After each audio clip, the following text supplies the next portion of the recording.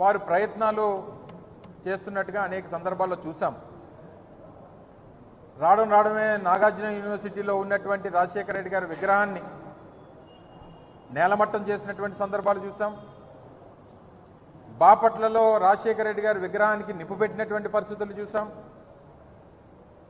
చివరికి ఈరోజు అత్యంత ప్రతిష్టాత్మకమైనటువంటి విశాఖపట్నంలో ఉన్నటువంటి పోతినిమల్లపాలెంలో ఉన్నటువంటి ఇంటర్నేషనల్ క్రికెట్ స్టేడియంకి రాజశేఖర రెడ్డి గారి పేరు మీద ఆ స్టేడియం ఉంటే ఈరోజు కొత్తగా వారి పేరును తొలగించి కేవలం Andhra cricket association VDCA cricket stadium అని చెప్పి కొత్తగా చేసినటువంటి మార్పుల్లో రాజశేఖర రెడ్డి గారి పేరును తొలగించినటువంటి విషయాన్ని కూడా మనందరం కూడా నిన్నటి నుంచి చూస్తూ ఉన్నాం.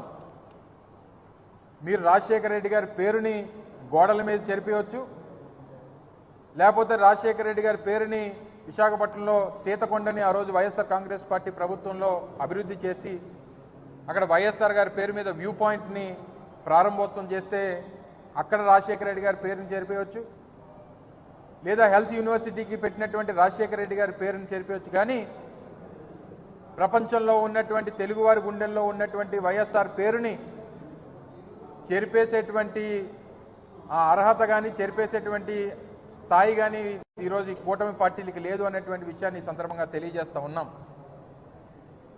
ఈరోజు VDCA cricket stadium Andhra cricket association ఆధ్వర్యంలో ఉన్నటువంటి పోతినిమల్లపాలెం క్రికెట్ స్టేడియంకి ఆ రోజు ప్రభుత్వం పెట్టినటువంటి పేరు కాదు.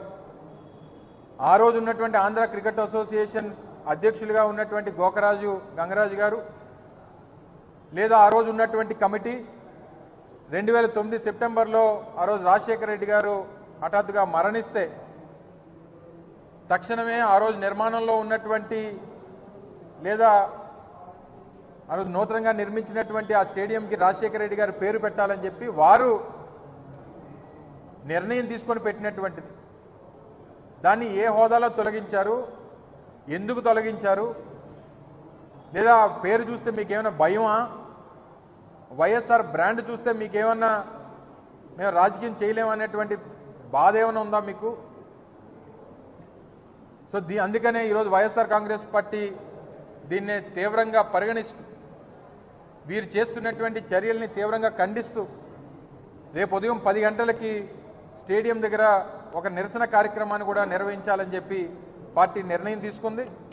రేపు ఉదయం 10 గంటలకి రాజశేఖర రెడ్డి గారి విగ్రహం, ఎందుకంటే ఆ స్టేడియంకి రాజశేఖర రెడ్డి గారి పేరు ఉంది అనేటువంటి ఉద్దేశంతో ఆంధ్ర క్రికెట్ అసోసియేషన్ వారే విగ్రహాన్ని కూడా స్థాపించారు. అక్కడ ఆ విగ్రహానికి పాలాభిషేకం రేపు చేసి ఒక నిరసన కార్యక్రమాన్ని కూడా నిర్వహించాలని చెప్పి వైఎస్ఆర్ కాంగ్రెస్ పార్టీ విశాఖపట్నం జిల్లా ఆధ్వర్యంలో ఆ నిర్ణయం తీసుకున్నాం. రేపు ఉదయం 10 గంటలకి అక్కడ కార్యక్రమాన్ని పెడతాం, నిరసన వ్యక్తం చేస్తాం. తప్పకుండా ఏదైతే అది కమిటీ నిర్ణయం తీసుకుందా, ఆంధ్ర క్రికెట్ అసోసియేషన్ నిర్ణయం తీసుకుందా, లేదా ప్రభుత్వం తాలూకా ప్రోద్బలంతో ఆ నిర్ణయం తీసుకున్నారా, లేదా వైఎస్ఆర్ గారి పేరు చూస్తేనే గుండెల్లో లేదా వెన్నులో వణుకు పడుతూ ఉందా, ఏంటి అనేటువంటి దానికి ప్రభుత్వం సమాధానం చెప్తుందా, లేదా ఆంధ్ర క్రికెట్ అసోసియేషన్ సమాధానం చెప్తుందా అనేటువంటిది చూస్తాం. అలా మీరు ఏ రోజు కూడా రాజశేఖర రెడ్డి గారంటే ఉమ్మడి తెలుగు రాష్ట్రాల్లో విద్యకి వైద్యానికి ఏ రకమైనటువంటి ప్రాధాన్యతలు ఇచ్చి ఆరోగ్యశ్రీ లాంటి బృహత్తరమైనటువంటి కార్యక్రమాలు తీసుకుని వచ్చి ఫీజు రీయింబర్స్మెంట్ తీసుకుని వచ్చి ఎన్నో లక్షల మందికి ఈరోజు జీవితాలు నిలబెట్టి